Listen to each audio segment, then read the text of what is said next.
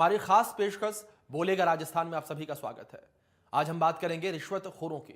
रिश्वतखोरी के बढ़ते मामलों पर लगाम कैसे लगेगी, इसे लेकर हमारी टीम ने अलग अलग शहरों में लोगों से बातचीत की है और उनकी राय को जाना है। देश भर के अंदर यूं तो एसीबी और प्रशासन के लोग जो हैं बहुत ताबड़तोड़ रिश्वतखोरी पे कार्रवाई कर रहे हैं, लेकिन बावजूद इसके भी जो घूसखोरी है वो रुकने का नाम नहीं ले रही है। अजमेर के कुछ गणमान्य और समाजसेवी लोग मेरे साथ में मौजूद हैं, जिनसे इस बारे में चर्चा करेंगे कि आखिरकार इस जो रिश्वतखोरी है, घूसखोरी, इस पर अंकुश किस तरह लग सके। इंडिया न्यूज में आप सभी का स्वागत है। श्रीमान, जिस तरह देखा जा रहा है कि प्रदेश भर के अंदर जो है घूसखोरी जो है रुकने का नाम नहीं ले रही, कहीं ना कहीं किस तरीके से इसके ऊपर अंकुश लगाया जा सके। सर्वप्रथम तो घूस लेना और देना दोनों ही अपराध की श्रेणी में आते हैं और आज पूरे समाज के अंदर घूस और रिश्वत कैंसर का रूप ले लिया है। कैंसर की बीमारी की तरह ये फैल रही है और इसकी रोकथाम के लिए सरकार अगर चाहे तो ये आज की तारीख में रुक जाए। ये केवल क्या है कि सरकार ने ही इसको बढ़ावा दे रखा है। कैसे बढ़ावा दे रखा है? आज जो लोग भी रिश्वत लेते हैं, एसीबी ट्रैप करती है। बहुत बड़े बड़े पदों पे आसीन है, उनको एसीबी ट्रैप करती है, लेकिन कुछ समय बाद ही ये मालूम पड़ता है कि वो लोग छूट गए। तो जब तक इसके खिलाफ कोई कड़ा कानून नहीं बनेगा और एक नजीर साबित होनी चाहिए इन अपराधियों के विरुद्ध जो रिश्वत लेते हैं, इनके खिलाफ कोई कठोर कार्रवाई जब तक नहीं होगी, जब तक ये रिश्वत का सिलसिला यूं ही चलता रहेगा। और ये बहुत बड़ा एक कानून बनना चाहिए, एक नया संविधान आना चाहिए इन रिश्वतखोरों के खिलाफ। आज इनको सरकार 2-2 लाख 3-3 लाख इतना भारी वेतन देती है और आज जनता का पैसा, खून पसीने की गाड़ी कमाई ये लोग रिश्वत के रूप में लेते हैं। तो ऐसे लोगों को सरकार को इस प्रकार का दंड देना चाहिए जो वास्तव में समाज में एक संदेश जाए। बिल्कुल सही बात है कि सरकार को बहुत सख्त कानून इस पे बनाना चाहिए कि जिससे आने वाले जो पीढ़ी है, आने वाले समय के अंदर कोई रिश्वत देते हुए भी डरे और लेते हुए भी डरे। आपके क्या इसमें व्यूज हैं कि किस तरीके से रिश्वत पर अंकुश लग सके?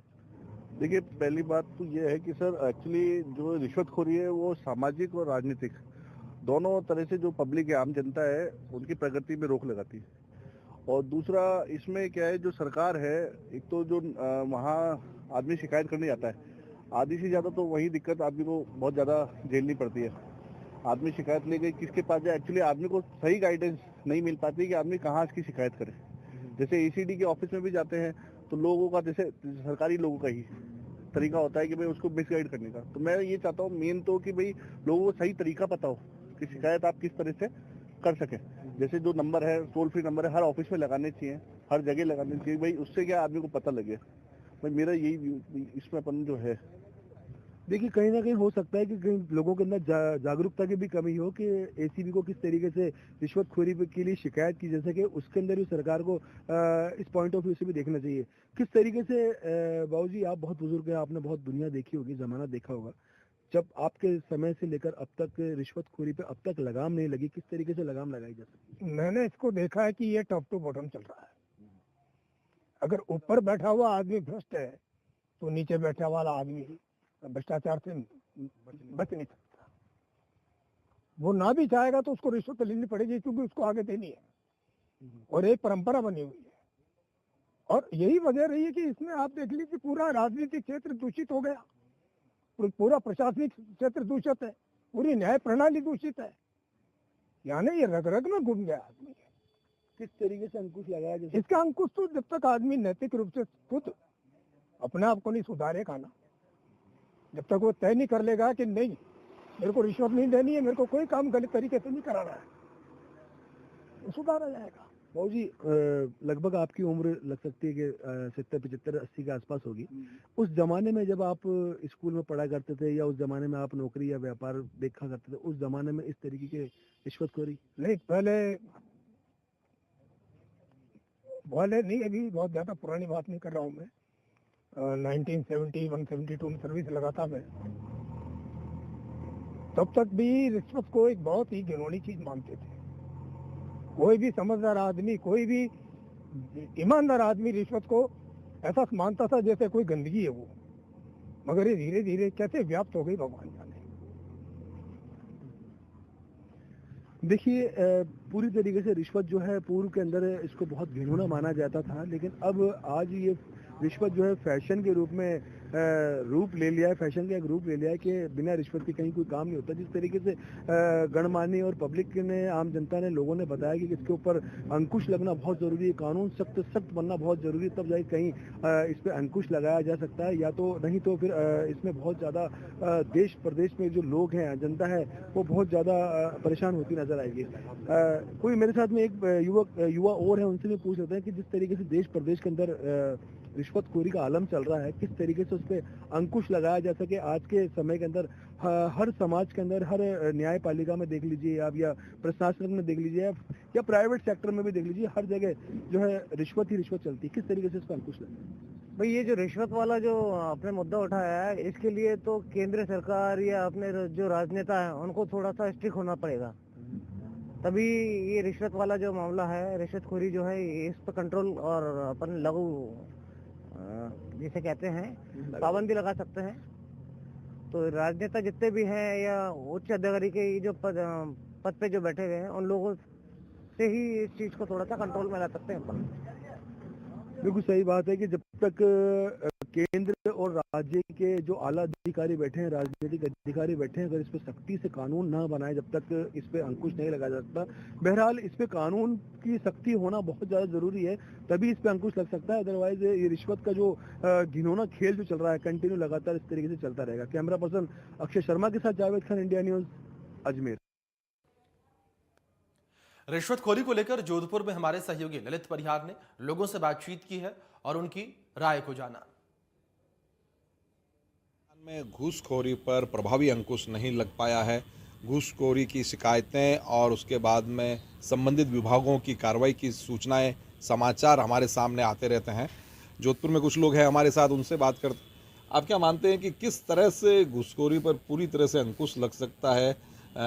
कड़े कानून के बावजूद जो है घूसखोरी पर अंकुश नहीं लग रहा है, लगातार घटनाएं सामने आती रहती है।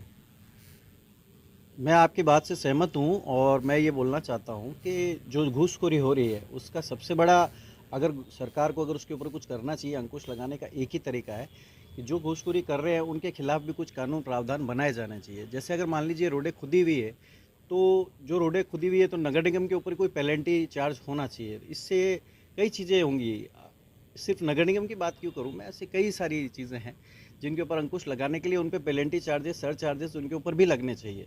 क्योंकि आज एक पुलिस वाला अगर रिश्वतखोरी में अगर पकड़ा जाता है तो उसके ज़्यादा से ज़्यादा उसको निलंबित कर दिया जाता है, या उसको उसके पद से, उसके दायित्व से, उसकी नौकरी से उसको हटा दिया जाता है। इससे ज़्यादा कुछ नहीं किया जाता। उसके ऊपर एक सजा का प्रावधान भी होना चाहिए और भविष्य में उसके परिवार में किसी को नौकरी नहीं मिले, इस तरह के प्रावधान लेके आने चाहिए जिससे घूसखोरी को रोका जा सकता है।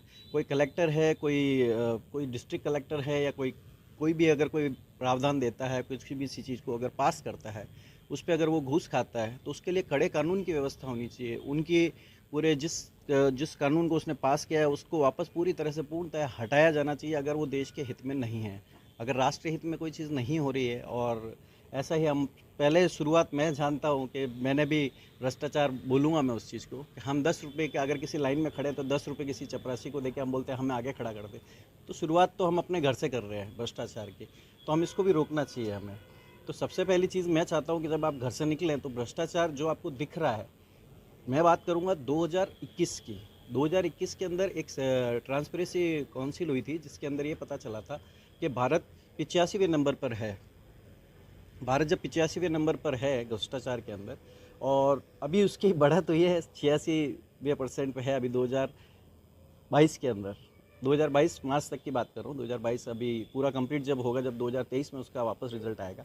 तो मैं ये मानता हूँ कि जो चीज़ें हो रही हैं तो उनको देखते हुए मुझे लगता है कि सबके ऊपर पेनल्टी और सरचार्जेस लगने चाहिए। मेरे को लगता है इसी की वजह से रुक सकता है। बाकी अगर आप भ्रष्टाचार को अगर रोकना चाहते हो तो आपको आपके घर से शुरुआत करना चाहिए। कानून में सजा का प्रावधान है, एंटी करप्शन एक्ट अलग से है, और उसमें साबित होने पर, रिश्वत लेना साबित होने पर कारावास की सजा का प्रावधान है। लेकिन जैसा कि आपने कहा कि और भी कई तरह के प्रावधान किए जाने चाहिए जिससे अंकुश लगे, और इसकी शुरुआत खुद से की जानी चाहिए। क्या मानते हैं आप? नहीं, अंकुश लगना बहुत मुश्किल है, कहना बहुत आसान है। भ्रष्टाचार में सभी लिप्त हैं, ऐसा नहीं पर्टिकुलर एक आदमी लिप्त है।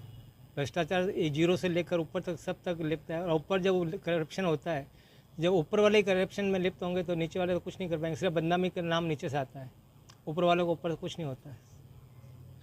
आप क्या मानती हैं कि किस तरह से घूसखोरी पर, भ्रष्टाचार पर, करप्शन पर रोक लगाई जा सकती है? क्या होना चाहिए? और मेरे हिसाब से तो जो आजकल छोटे मोटे काम करवाने अगर हम लोग जाते हैं किसी भी गवर्नमेंट दफ्तर में, तो वहाँ पे जब बिना लिए दिए कोई काम होता ही नहीं है। कोई भी छोटे से छोटा काम भी अगर हम करवाने जाते तो भाई पब्लिक को ही पहले तो इस चीज़ को आवाज़ उठानी चाहिए कि भाई ये इस तरह से क्यों हो रहा है। क्योंकि उनको जब गवर्नमेंट सर्वेंट को जब सैलरी मिल रही है तो उसको उस काम करने की सैलरी मिल रही है, तो वो क्यों लोगों से फिर अननेसेसरी ये पैसा लेके और भाई काम करते हैं। बिना रिश्वत लिए भी तो काम कर सकते हैं ना। तो भ्रष्टाचार पर रोक तो भाई पहले इस चीज़ पे अंकुश लगेगा तभी आगे रुक सकता है, मेरा मानना तो ये। Thank you. आम लोग जागरूक हों, जो अपने काम के लिए सरकारी विभागों में जाते हैं वो अगर रिश्वत मांगे जाने पर विरोध करें, अपनी सुविधा नहीं देखें कि हम कुछ रुपए देके